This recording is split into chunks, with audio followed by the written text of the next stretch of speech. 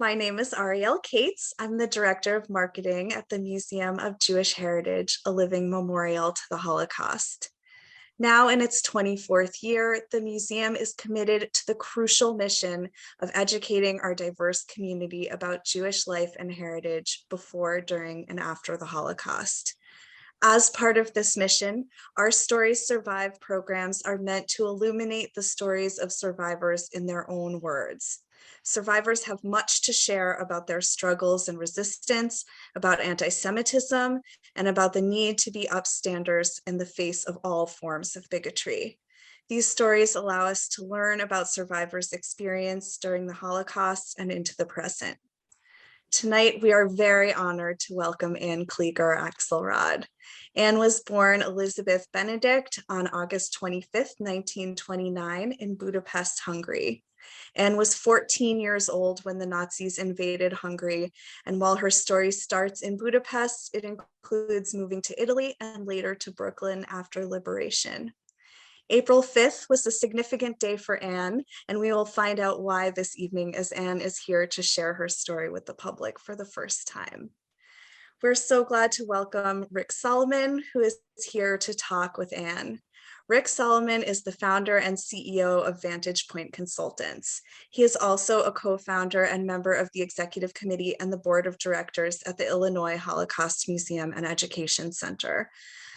Rick has been involved in a variety of other philanthropic organizations such as Visas for Life Foundation, New York University's Of Many Institute, the Interfaith Youth Corps, and the Auburn Theological Seminary. Rick is So just a quick note before I turn the evening over to Rick and Anne, which is that I will be off camera during their talk, but I'm here. I'll be here in the chat if you have thoughts or if you want to share anything. But we do ask that if you have questions specifically for Anne or Rick this evening, that you use the Zoom Q&A function. It just helps to keep track of your questions, and we will get to as many of those as we can following the talk. So Rick and Anne, I turn this evening over to you. Thank you so much. Thank you very much, Ariel, and thank the Museum of Jewish Heritage and Jack Kliger for making this possible. Anne, it's a privilege to chat with you. We'll only be able to focus on the 1930s and up to about 1946, but you've led a remarkable life. So why don't we start by telling us a little about life in the early 1930s in Budapest, before World War II. Tell us a little about what life was like then. Well, it was pretty normal and pretty safe for the Jews. It all started in 1936, when my parents had a restaurant in Siófok, near the Lake Balaton, was a very famous area in Hungary. And then one day, we were not allowed to use the kosher sign for the restaurant. And every day there was a new law, and every day there was something that we were not allowed to do. Finally, my parents had to close the restaurant. And we came back to Budapest, where we were from originally. And my mother started to cater weddings. And my father had a hard time finding any occupation, any way to make a living. And it was a hard time from then on. Indeed. In 1936, as you say, your restaurant was closed and the anti-Jewish laws increasingly came into effect. And every time there was a new anti-Jewish law. Indeed, I didn't mean to interrupt. That's okay. And in the early 1940s, you had been going to school, but your ability at age 14, I think in 1943, to go to gymnasium or high school was stopped. Right, absolutely, because we didn't have the opportunity to go to gymnasium. The Jewish gymnasiums, they closed. And the non-Jewish gymnasiums, they wouldn't accept us Jews. So that ended my career as a schoolgirl. I'm sorry to hear that. Ariel, do you want to cue up the picture you adverted to?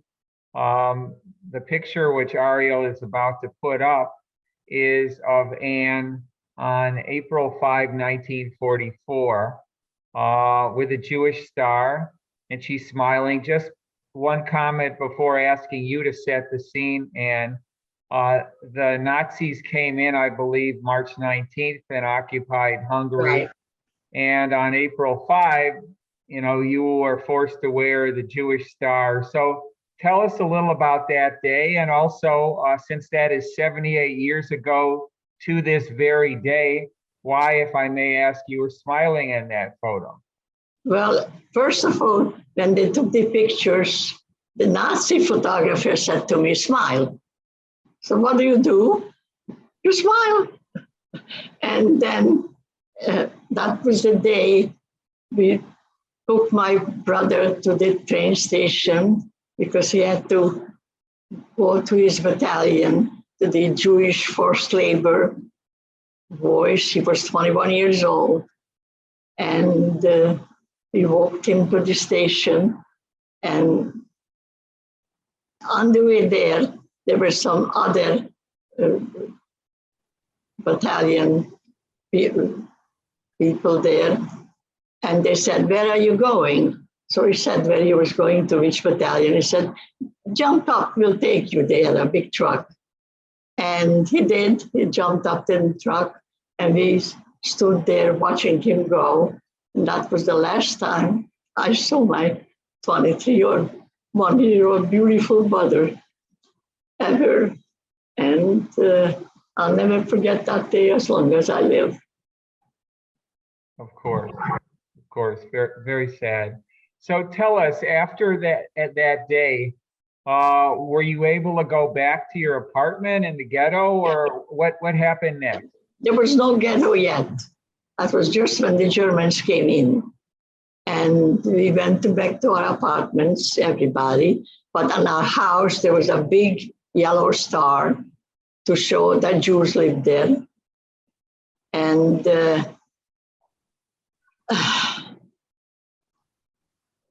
we were all right until the end of summer. And then we heard that all the people from the other areas were all deported. And naturally, we were all afraid that it's going to be our turn next. In Budapest at the time, there were about, I would say 200,000 Jews. And it never came about. We weren't deported, but there was a ghetto created. And the ghetto, you had to just be a couple of hours outside. The rest you had to sit in the house. You were not allowed to go out except between 10 and 3 at first, and later not even that. And there was a very hard time. And I was at that time young enough to go to one of those Swedish homes where they took the young children under the Wallenbergs. With the schutzpasse, yeah. I want to go into that a little. So, how did it come to pass? This is like October, November of 1944. That you were given access to a safe house. How did you receive a schutzpasse from the famed upstander? Yeah. Actually, I didn't yet receive it. By the time I received the schutzpasse, or I was ready to receive it, the fascists took over the Hungarian government, October 15th, and the arrow cross, I don't know if you know the name, that's the fascist SS, the Hungarian SS. They took over everything, and we could not go anywhere or do anything. And that was the end of our lives, because the ghetto opened up, it was just impossible to have anything to eat. There was very difficult, and they took us back from the Swedish safe house. They took us back to the ghetto, and the young, able people, they took to the train. Before you get there, if I may, let me just unpack a little more of this. So how did it come to pass that you gained access to this safe house, that these houses that were run by famed upstander and Swedish diplomat Raoul Wallenberg? Was that through a relative of yours, or how did you come to get that? Well, actually, we did have relatives in Sweden, but I never got the paper that they were sending us, because we were in the safe house because I was young. And when young kids, they were allowed to, between 14 and 16, or you're allowed to go there. But they didn't take long before the Arrow Cross, they took over, and with guns in their hands, they took us back to the ghetto. Right, and you started to point this out. The Arrow Cross, which is obviously a right-wing fascist group in control in Hungary, then had all able-bodied women go to the train station, and you were among those who went. You were not told very much, I believe, that you were going to a labor camp, but there were also a lot of young children who were unaccompanied by their mothers. I decided with a couple of other girls that we're not going to let these children be there alone. And we said that we are 13 or 12 or younger, and we stood with the little children, and their mothers were shipped to Bergen-Belsen. At the time, we didn't know, but they were not one of them came home, because I had a lot of friends on that train, but not one of them came home. Well, I want to stop there for a minute, because one needs to really put a point on this. And that is, here you are, you're about 14 years old. You are sent to this train station. What possessed you, if I may ask, to make this split-second decision to help try to save these other young unaccompanied girls, to take them back to the ghetto, not knowing that if you had actually gone on that train, you would have gone to your own demise? Absolutely. We were sure that this going back to the ghetto was the worst decision, but we didn't have a heart to leave those little children alone. They were put against the wall by themselves, crying after their mothers were put in the train. So a few friends of mine, we got together and we said, we can't do this. We have to take these kids with us. And we did. We took them to the ghetto. Each of us carried a couple of little girls or little boys. And we went back to the ghetto, where we left these little children. There was organizations, Jewish organizations within the ghetto that took care of this type of things. And they took the children from us. And we went on our way to try to survive, which was not easy. But your act of altruism actually, in the end, helped save your own life. Absolutely.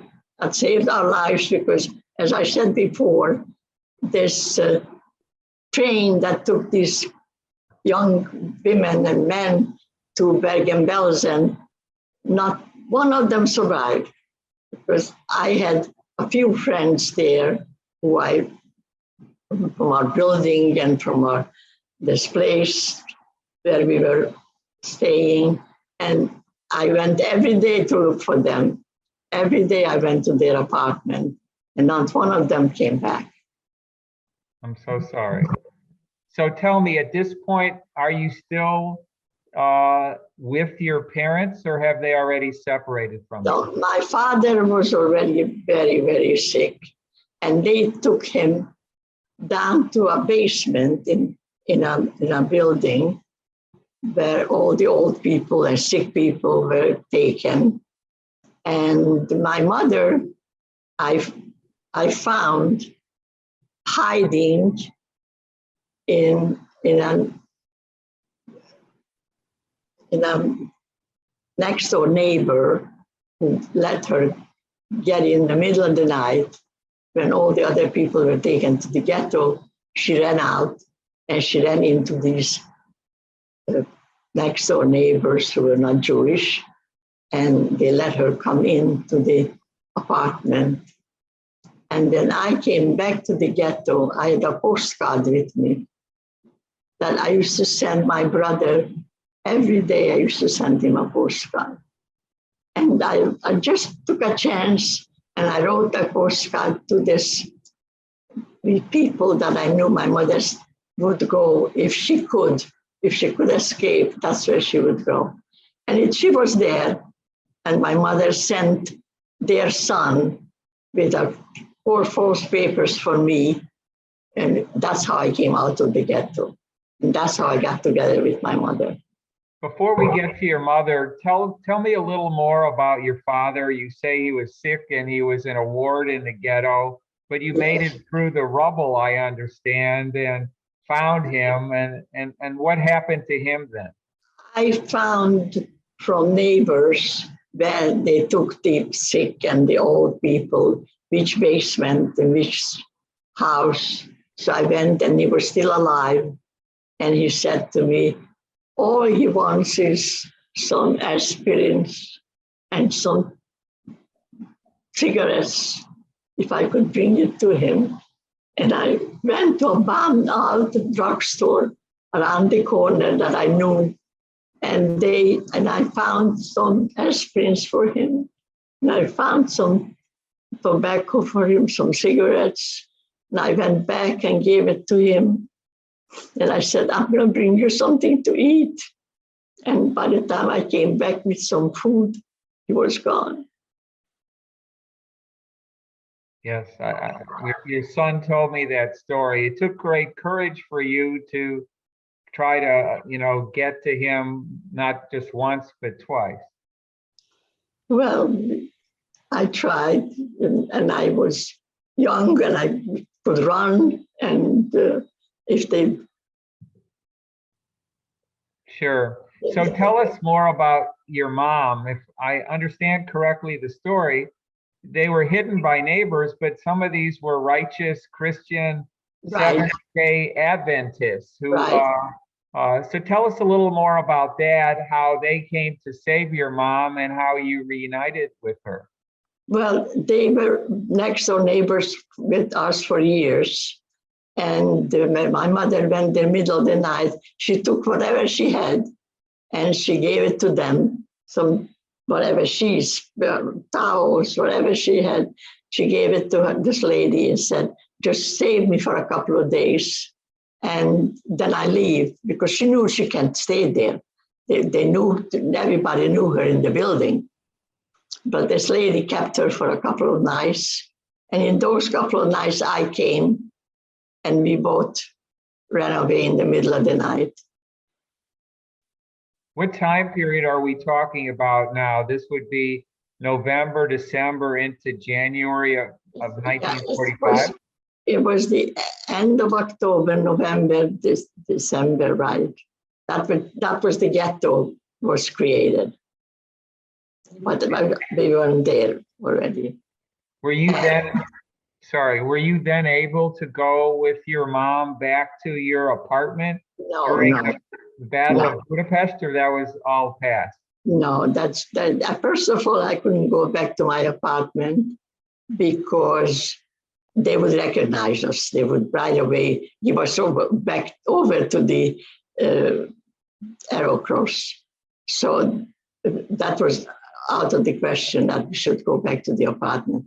But they had these big apartment buildings that were all bombed out. but the basements were people hiding. So that's where my mother and I was hiding out for the rest of the time. And that was during the bombing of Budapest, no? That was during the bombing of Budapest. And every morning and every evening, the planes came and the bombs came. It's not the kind of childhood one would want for anyone, but you remember it all, it seems so vividly. I do. I remember it like it was today, especially today's date, because that was the day last time I saw my brother. And that was the day we had to put down the stars. And that was both terrifying experiences that I'll never forget.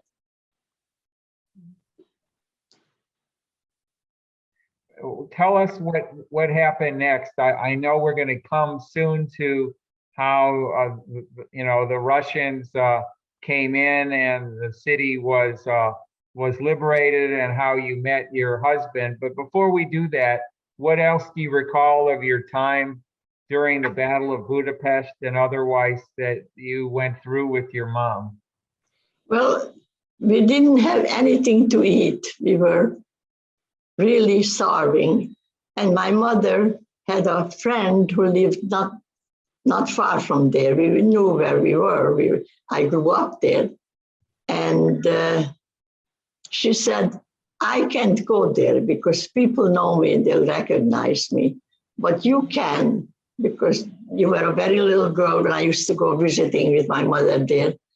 And I went in the middle of the bombing. I ran between the houses, the buildings, and I went to this non-Jewish lady who gave me some food. And that's how I ran back. When I came back, my mother couldn't believe that she would see me again. She said, I never thought that you would make it. And I came back and I brought her some food and me some food. And that's how we stayed the last couple of weeks until the Russians came in. So some of the Gentiles who, were in the area supported you and did not turn people in. So how did you know who to turn to, if I may ask? First of all, it was already to the end. Everybody was hiding. All those people who were hiding in the basement had a reason to be there. There were a couple of soldiers who didn't want to go back to the front, didn't want to go back to their battalions. There were a couple of people who were hiding from somewhere, I don't know from whom, maybe their husbands used to beat them up.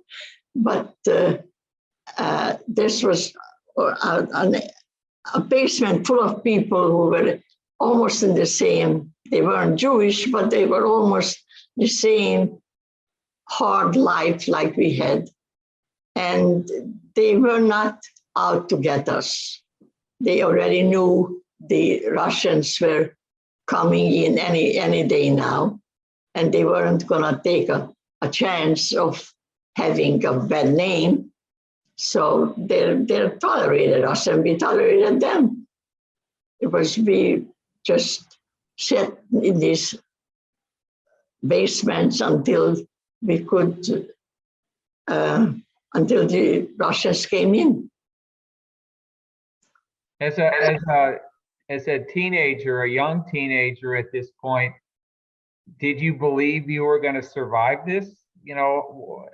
From one day to the next. Talk a little about your perspective on life, and if I may, also your faith. Yes, absolutely. I was always very religious, and I always believed in God, and I always believed that He will help me.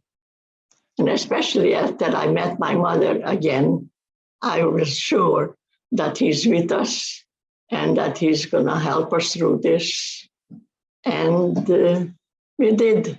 We managed. It was very, very hard. It was the middle of the winter, the highest winter season in Budapest.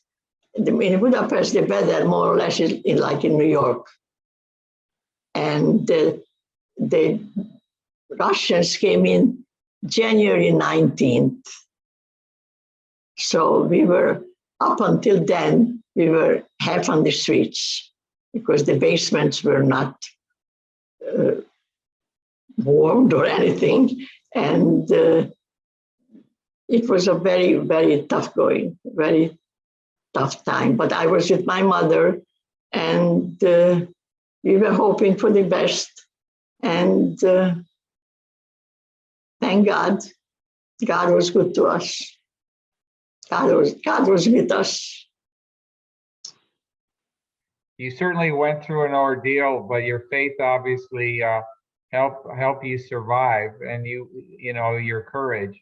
You mentioned earlier, and it never ended up coming to pass, that you were supposed to receive a schutzpasse from Wallenberg, but events took hold and the Arrow Cross prevented that. Did you ever meet Raoul Wallenberg? No, I never had the pleasure of meeting him. But I heard about him, and I used to hear that he was in the next building or in the next house.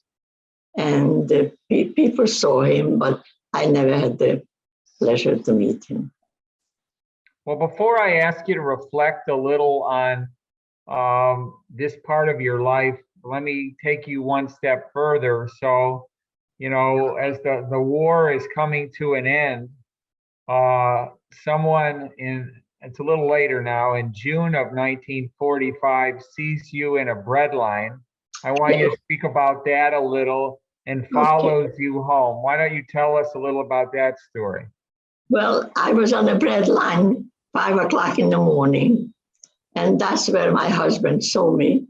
And I don't know how he could like me, because I didn't look anything like a human being. And he liked me, and he followed me. And we lived in the Jewish area. And he knew that if I lived there, I'm a Jewish girl.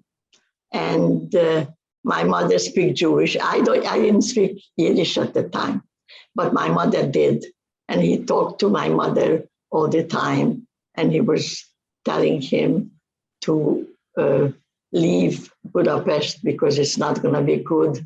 The Russians came in, they're going to have communism, and the Jews are going to be in trouble again. And he talked my mother into going, and we did. We went with him. He was a black marketeer. Yeah. And he had a little bit of money, and he said he was going to take us to Italy. He was going to go to Italy. And if I want to marry him, then okay. If not, we're going to go in each our way. And we went together, my mother, my sister, my brother. They all had come back from the camp, so they were. And we went to Italy with my husband, soon-to-be husband. Well, yeah. Let me step back for a minute, because your son told me a little, and although the interview is really more about you, Sam Kliger, as I understand it, in August of 42, he escaped from the massacre of Jews in what was then Right. Poland, which is now actually part of Ukraine, not far from Lviv, I believe. I wish I could talk to him about this, because he would know where this place is taking place. He lived in that area. He was born in Lutsk, and I see it on the maps, and they show where the fights are going on. I see his hometown. Right. He was from this area. And I know that he also hid in the forest and was taken into the Russian army before you met him. But right. you went on then, and I think with the help, if I'm correct, of the Jewish Brigade, you were all smuggled into Italy, and you went you remember the role of the Jewish Brigade in helping you? Well, we were on the border of Austria and Italy, but we had to go. The train took us just so far, and then the Jewish Brigade came with trucks and took us further into Italy. And as a matter of fact, it was a very interesting situation because they forgot about our truck. We were sitting in waiting for them to come and take us, and they forgot about us. And eventually people started to look for friends and relatives, and they realized that a truck is missing. And that's when they came to get us. And you wed in Italy, I believe, in February of 1946? Yeah, February 1946 we married, yes. And then you started a family, I believe your son Jack, who is now the CEO of the Museum of Jewish Heritage, was born a year later. Is that right?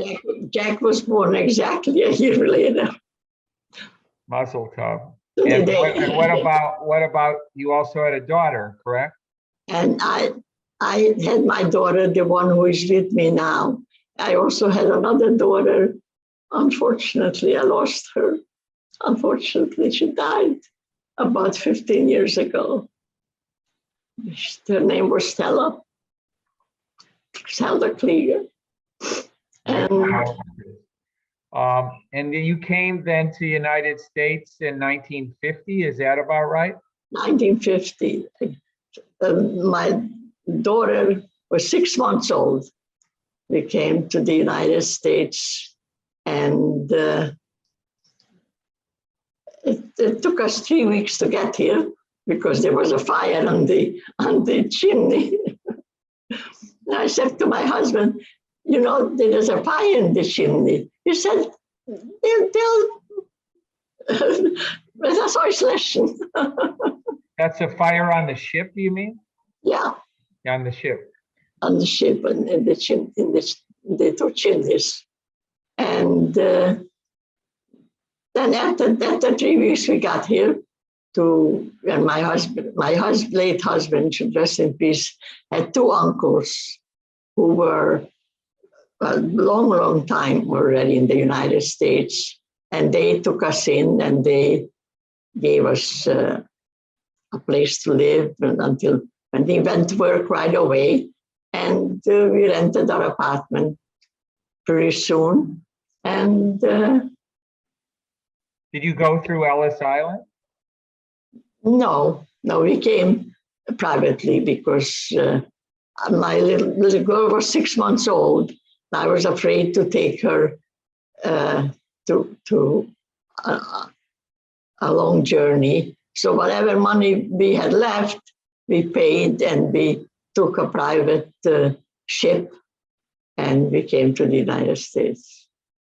So before I turn it back to Ariel, let me just ask a few retrospective questions. First, are there aspects of your life in Budapest, the agony of what you endured beyond what you've said that you want to share or reflect on in terms of your time with your mom, with your dad, or otherwise that in this recorded session we can keep?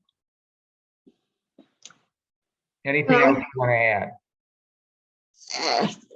More or less, you asked me all the questions that I couldn't right now remember. It's not that easy to remember everything, but more or less I told you all Well, you did a wonderful job of doing it. Let me just ask you this, because we live in troubled times today, including in places like, you know, where your husband, may he rest in peace, came from in Ukraine. Right. So I guess my last question before turning it back to Ariel for the moment is, tell us, you know, what would you say to young people today, given what you've endured, is the glass half empty or the glass half full? What do you say about hope and what, kept you going? Well, personally, I can say that you should always have hope and always have faith, because that's the only thing that kept me alive. And if I can give anybody any advice, that's what I would say. Keep on believing and hoping and doing the best you can. And hopefully things will get better and these horrible wars will end, and we'll have some peace in this world, which we need so badly. Well said, well said. And let me say what I said before we went live with the event, and that is, to me, one of the sweetest revenges to the Nazis and those who perpetrated these horrific crimes and genocide is to survive and to procreate. And the beautiful family you created with a son, no less, the CEO of the museum, and your daughter who's with us, is a living testament to triumph and overcoming adversity. I thank you very much for the lovely compliment. And it's meant. Ariel, let me turn it to you to see if there are questions from the audience at this point.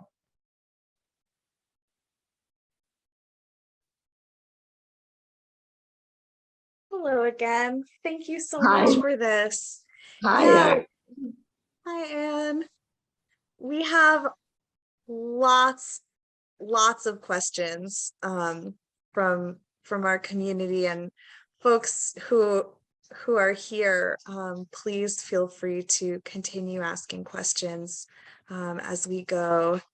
So I'm going to try to go chronologically through these questions. Hopefully they will make sense. Let's see. So we have a question about your life before the war. Did you experience anti-Semitism before the war? And what was that like, if you have memories of that? The first memory I have is my mother crying that they have to give up the restaurant we had because they couldn't put up the kosher sign.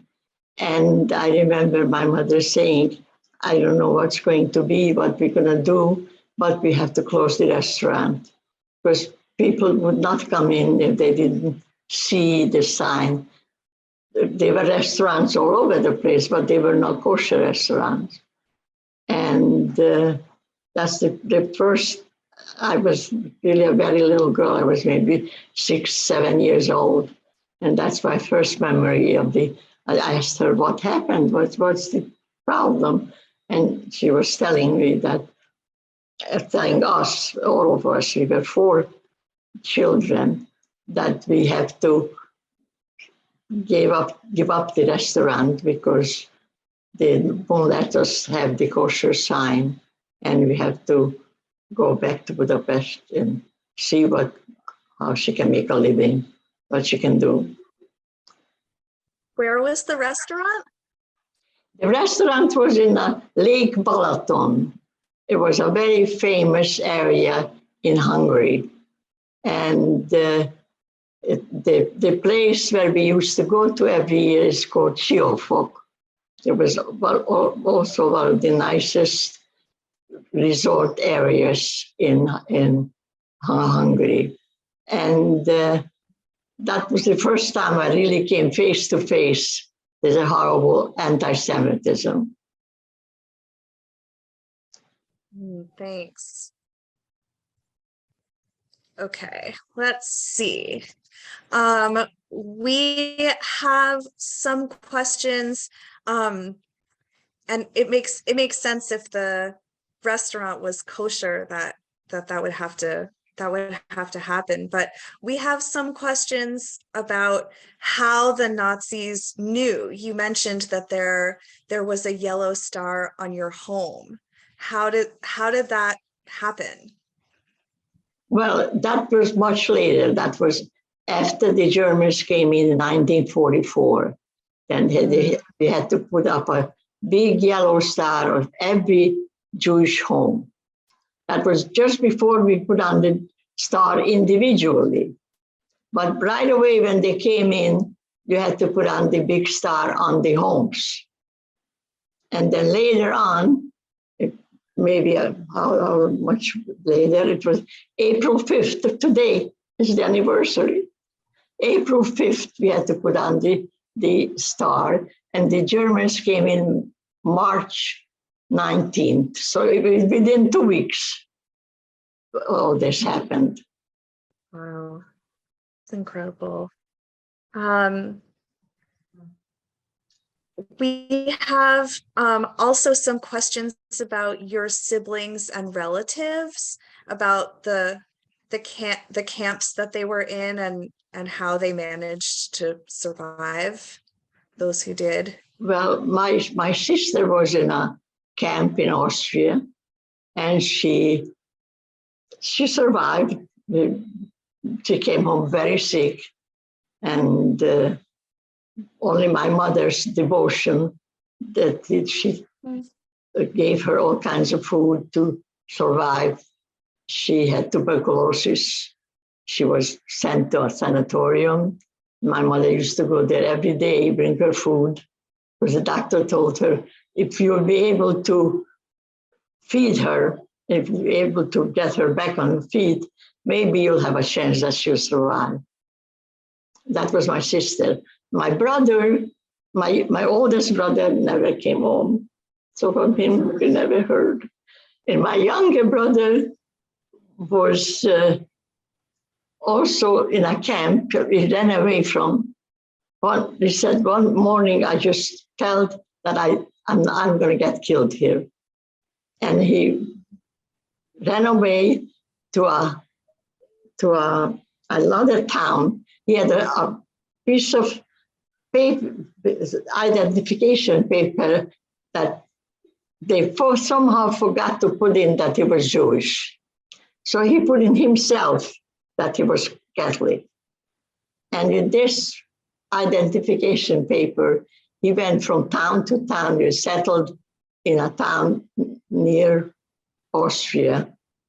And that's where he survived. He was working for a baker, and he didn't say that he was Jewish. They never knew that he was Jewish. And that's how he survived. And I had two cousins who were with him in that camp, who stayed there because one of them was sick, and then they got killed. They never came home. What do you remember about that? Oh, I remember them very well. They were my favorite cousins. One was a year older than me, and one was 4 years older than me. Both beautiful boys. And unfortunately, they never came home. They never came home. We have a question about memories that you have with them from before the war. I don't know if you have anything that you would want to share about that. As a matter of fact, my younger cousin used to take me on his bicycle, in the front of the bicycle where you can sit. He used to take me there all the time for a ride. I remember that was my most fun time when he took me. And then he never came home either.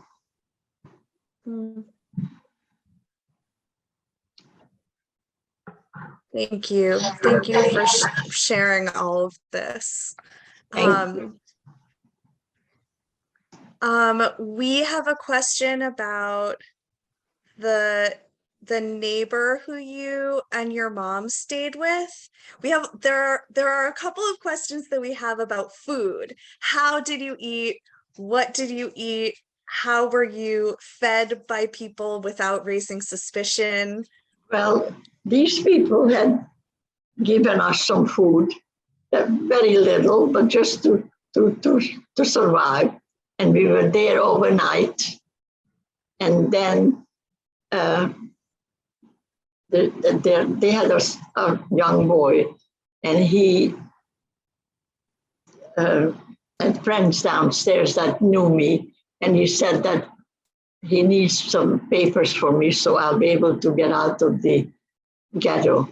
And one of the boys brought his sister's birth certificate, and that's how I got out of the ghetto, with her birth certificate. Wow.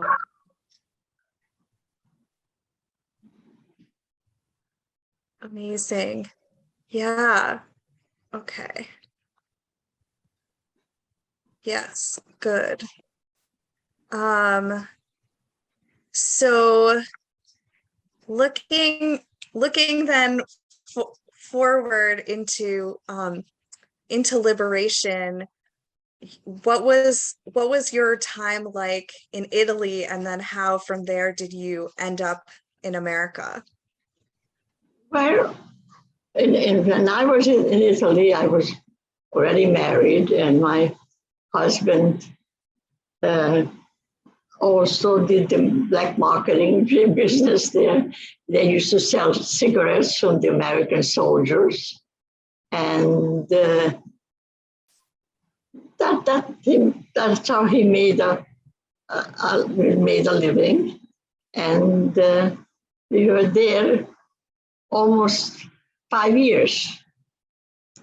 Jack was born in Italy, and so was my daughter, Leah. And that we weren't living like very poor, but we were living a nice life there. The Italian people were the nicest people. They were so, when they heard our stories, they couldn't do enough for us. And the neighbors where we had rented a villa, 4 families rented a villa. Each family had a bedroom. And the neighbors couldn't have been nicer to us. When they heard our stories, they couldn't believe it, that this is what happened under the Nazi occupation. This is what happened to us Jews. They couldn't believe it. And building on what Ariel said, what prompted you then? Was it the relatives who were in New York that brought you to the United States? Yes. As a matter of fact, the relatives of my husband, because the displaced persons had to have relatives in the United States to guarantee for them that they're not going to be on the government's. I see we have a question in the chat of what was your first memory in New York? Well, the first memory was I came running up from this ship with my daughter under my arms. She was only 6 months old, and I saw the Statue of Liberty. And that was to me the greatest honor or happiness to see the Statue of Liberty. As I was dreaming of that the whole time we were in Italy, to be able to see the Statue of Liberty. And I can see it now from the museum. There's also, if I may, Ariel, a question in the chat. What does it mean to you? It's a good question. To have not only a wonderful family, but to have a son who leads a leading Holocaust museum, which is, looking out on Lady Liberty itself. Right. What does that mean to you? Every time we came to see him, and we were staying in the hotel across the street, and our room was right to face the Statue of Liberty. And I was overwhelmed that I could see the Statue of Liberty so close up. If I may ask, my wife hails from Brooklyn. She wanted to know, you went to Brooklyn. Where in Brooklyn did you live? We lived in Williamsburg, in Grand Street. Sure. And did your mother join you there as well? Yes, yes. Let me see. So I think that the questions, oh, this is a great question, Eve. Have you been back to Budapest or Yes. to Italy? Yes. What was that like for you?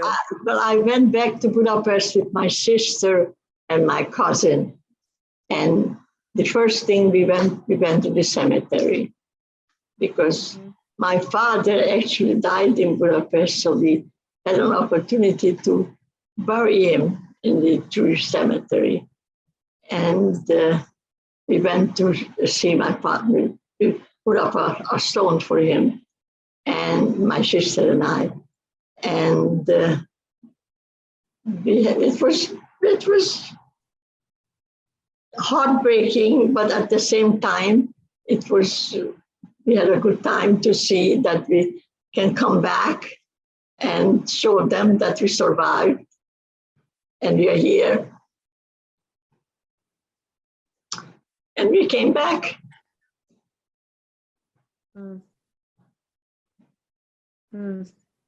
Thanks.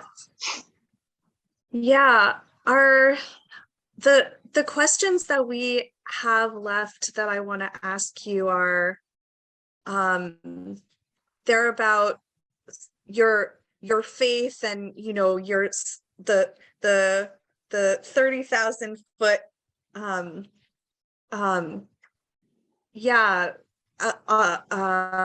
reflections that you might have. We have questions about how your faith and your relationship to God and Judaism changed over your life as you have experienced and processed your experiences. No. If anything, I believe in God more than ever, because if I could survive this, there has to be a God. And I believe that he was good to me. Maybe he was not good to millions of other people, but he was good to me. I survived, and I could have a beautiful family, and I'm grateful. Thanks. Yeah, we have questions also about if you have, you know, what you say to people who doubt the Holocaust, what you wish for future generations. Well, those who doubt the Holocaust don't know what they're talking about, because it happened, and we are living survivors, and thank God quite a few who can show them that there was such a thing as Holocaust. We have the pictures with the stars, and if they still don't believe it, that's not our problem. That's their problem. That's right. They have to live with that they can believe it. They can see it now, what a war brings and how it looks. And we had that worse than the Ukrainians, because they were after us as Jews too, not just as people who lived in that country, but we were in double jeopardy, because the Ukrainians go to the Polish people and they open arms for them. Nobody opened their arms for us. Nobody. Now, at every turn, your inspiration, your creativity, your courage, your split-second decisions help save your own life and the wonderful family that you built.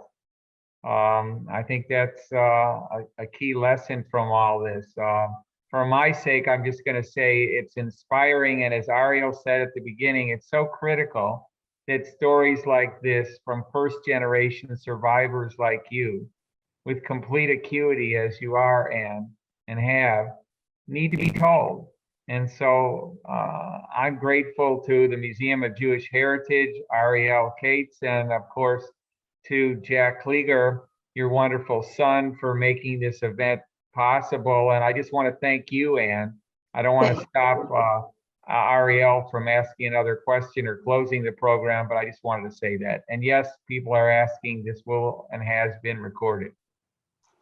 Thank you. Thank you very much. You've been very good interviewer. It was easy to talk to you. My pleasure. Oh, Thank you, Ariel. I'm so glad. Thank you so much, Anne, and thank you so much, Rick, for joining us. It's a real gift to hear you tell your story, Anne, and to hear about all of the wild and incredible things that have happened. Just in closing, I will say very briefly that everything we do at the museum is made possible through donor support. So for those of you who are here with us, we hope that you will consider making a donation or becoming a member of the museum, and joining us also in our upcoming programs, which you can check out. I just put a bunch of links in our chat. And we thank everyone who has been here with us this evening for your participation and your care. And we hope that you have a sweet evening, and we will hope to see you again soon. Stay well, Anne, and thank you all for coming. Thank you. Thank you for your help, and thank you for your kindness. Thank you. Take good care, everyone. Bye-bye.